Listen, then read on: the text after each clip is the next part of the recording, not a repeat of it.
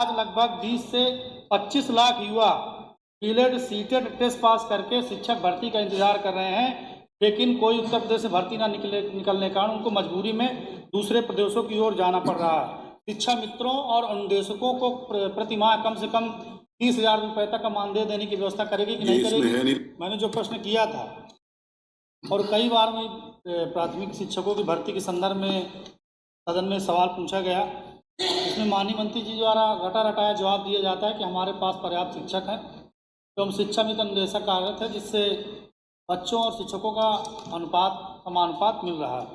विगत कई वर्षों में माननीय मंत्री द्वारा जो कभी 1,26,000, कभी 85,000, कभी 5100, 112 पद खाली होने का डेटा सदन में समक्ष प्रस्तुत किया जाता है, लेकिन उक्त पदों को भरने के लिए बेसिक शिक्षा विभाग द्वारा अभी तक कोई भी प्रावधान प्रभावी कार्रवाई नहीं की गई। साथ ही सरकार की न्यायालय ने बेसिक शिक्षा में सर आपकी अनुमति है अगर सर तो एक छोटा 2 प्रश्न पूछेंगे, 2 अनुपूरक अलाउड होंगे। चलिए माननीय मंत्री जी।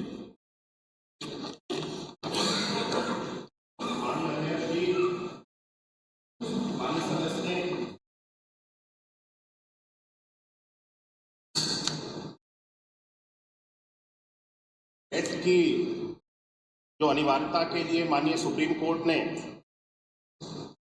अपना जजमेंट दिया है, उस पर आपके माध्यम से प्रश्न किया है।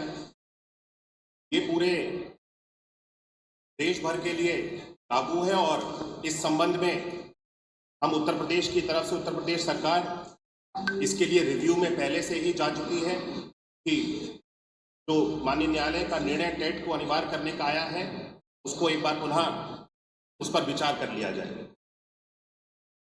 किसी भी विद्यालय को बेसिक शिक्षा विभाग के अंतर्गत परिषद के अंतर्गत बंद करने का निर्णय कभी भी नहीं लिया गया।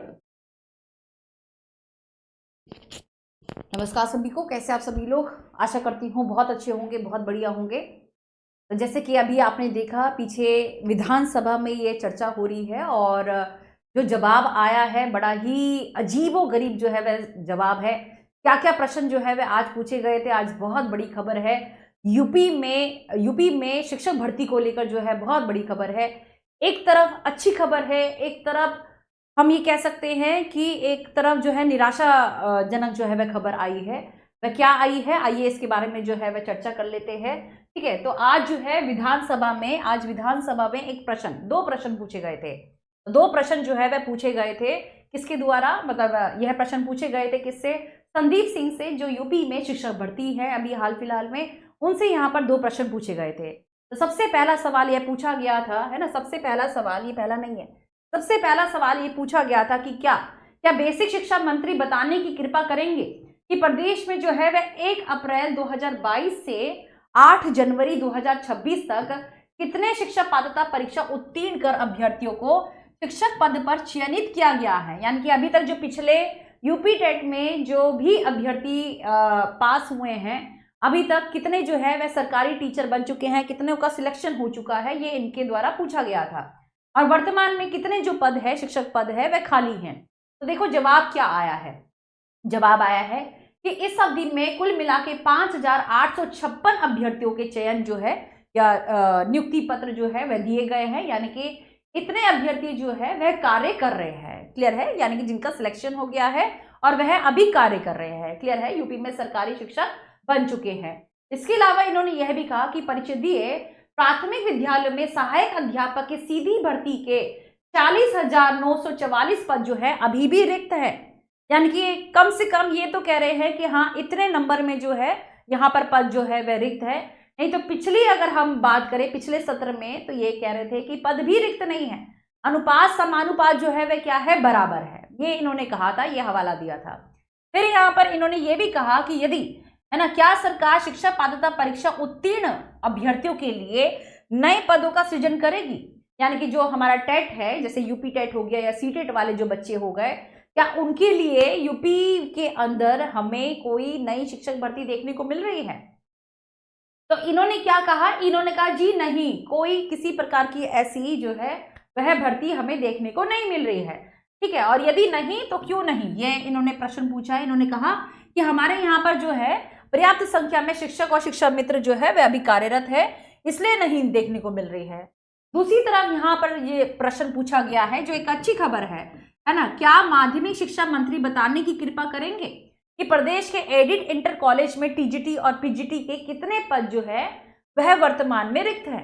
तो इन्होंने क्या कहा, इन्होंने कहा कि जी हाँ, प्रदेश के अशासकीय सहायता प्राप्त माध्यमिक विद्यालयों में टीजीटी के कुल मिला के है ना, टीजीटी के कुल मिला के 24,515 जो पद है वह रिक्त है, और इसके अलावा पीजीटी के जो है वह लगभग 6,216 पद रिक्त है। इसका मतलब कि 30,000 जो है, 30,000 पदों की जो संख्या है कुल मिला के 30,000 जो पद है वह क्या है, रिक्त हैं। ठीक है, फिर यहाँ से प्रश्न पूछा गया कि क्या सरकार और रिक्तियों को भरने के लिए कोई विज्ञापन जारी करने वाली है। तो यहाँ पर पूछा गया, यहाँ पर कहा गया उत्तर में जी हाँ, जल्द से जल्द जो है, इसका मतलब ये है कि टीजीटी पीजीटी की जो भर्तियां हैं, एक अच्छी खबर है कि टीजीटी पीजीटी की जो भर्तियां हैं वह आपको जल्द से जल्द देखने को मिलेगी। क्लियर है।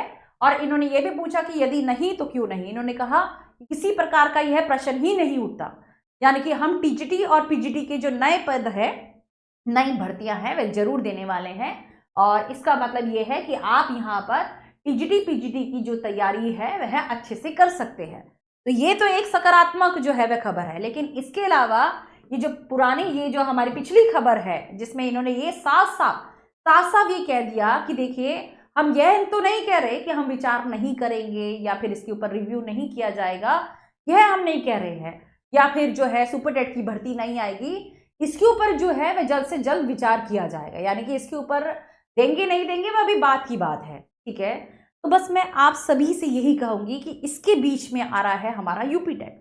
तो यूपी टेट इन्होंने किस मकसद से फिर दिया होगा, यदि इनका ये कहना है, तो मैं आप सभी से यही कहूंगी कि आपका एक सवाल जरूर उठेगा कि मैम फिर हम यूपी टेट करें या नहीं करें। एक सवाल तो जरूर उठेगा, लाजमी है ये।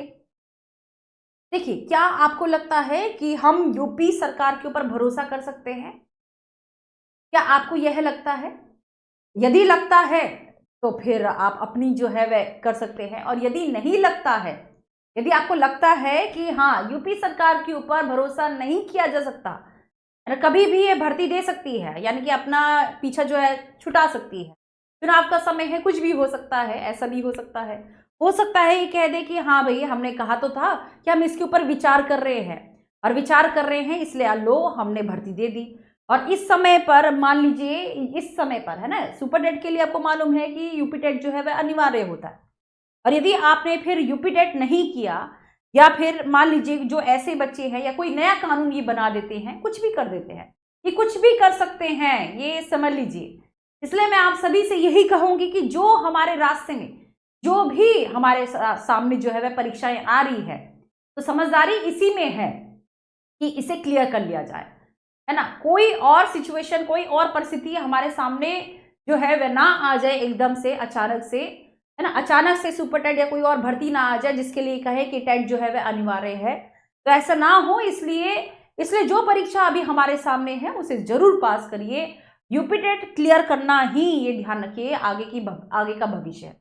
यदि जो बच्चा यूपी टेट क्लियर करेगा या जो बच्चा टेट क्लियर करेगा, इन्होंने कहा ना टेट की अनिवार्यता के ऊपर अभी हम और बात करेंगे, तो यूं समझ लीजिए कि टेट तो होना ही होना है। तो चाहे यूपी टेट हो चाहे सी टेट हो, आपको पास करना ही करना है।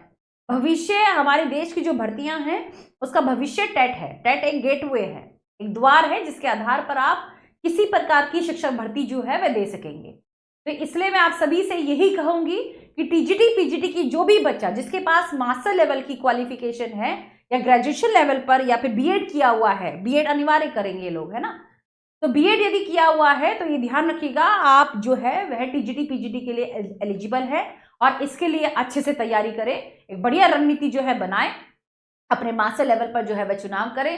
ठीक है, और पिछले पेपर जो है वह जरूर देखें। दूसरी बात यह है कि आप जो है इसको एक बड़े ही व्यवस्थित तरीके से जो है लेकर चले। ठीक है, टीजीटी पीजीटी की एक अच्छी तैयारी जो है वह होनी चाहिए, हर एक सब्जेक्ट की, हर एक विषय की। और मैं यहाँ पर अगर गृह विज्ञान की बात करें तो मैं गृह विज्ञान जो है मैं पढ़ाऊंगी।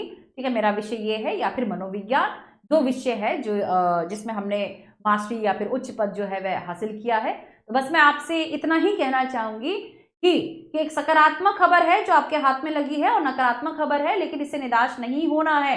हाँ, इसके ऊपर हम जरूर जो है वह आलोचना जरूर करेंगे और आरडब्ल्यू संस्थान जो है वह हमेशा आपके साथ रहा है और वह जो है इसके ऊपर जरूर बात करेगा, आप चिंता मत करिए। तो बस इतना ही मुझे कहना था और आप कमेंट करके बताइएगा कि आप ये जो खबर है आपको अच्छी लगी या बुरी लगी।